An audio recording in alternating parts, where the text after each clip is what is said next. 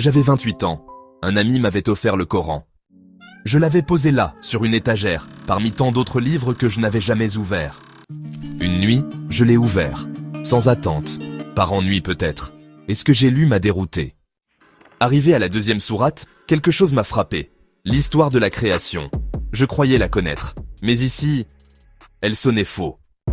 Je me suis dit, l'auteur de ce livre ne comprend pas vraiment ce qu'il raconte. Moi, je pensais savoir mieux. Puis, je suis tombé sur ce verset. Dieu dit aux anges, je vais établir un représentant sur terre. Et les anges répliquent, vas-tu y mettre quelqu'un qui sèmera la corruption et versera le sang? Cette question, c'était la mienne.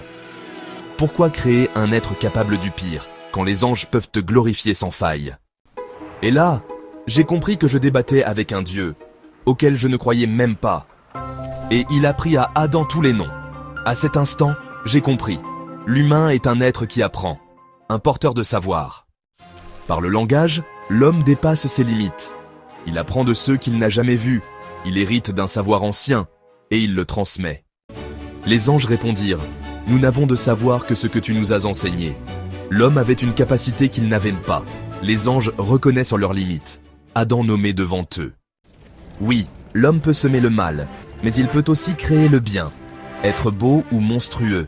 J'avais oublié cette vérité. Et Iblis refusa de se prosterner. Pas par ignorance, par orgueil. Voilà la racine de tous les maux. L'homme n'est pas un automate. Il est un être moral. Il choisit entre la lumière et l'ombre, entre la soumission et la rébellion. Et ils ont mangé de l'arbre. Et pourtant, le texte dit, le diable les fit glisser. Pas pécher. Glisser. Et Dieu leur dit, sur terre, il y aura pour vous une demeure et une jouissance temporaire. Aucune colère, juste une transition. Et si le plus grand péché de l'histoire humaine n'était qu'un faux pas? Adam reçut des paroles de son Seigneur, et Dieu agréa son repentir. Il est, en vérité, le miséricordieux. Ce n'était pas une chute, c'était un début, le commencement d'une mission sacrée, sur terre, pour apprendre, choisir et porter la vérité. Je pensais prouver une erreur. J'ai trouvé une sagesse. J'étais un homme de logique, de chiffres, de preuves tangibles.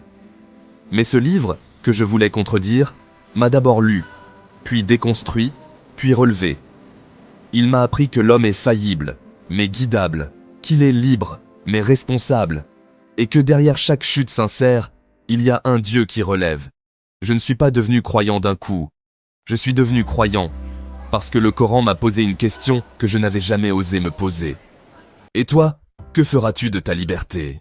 Partage le savoir, abonne-toi, commente et like.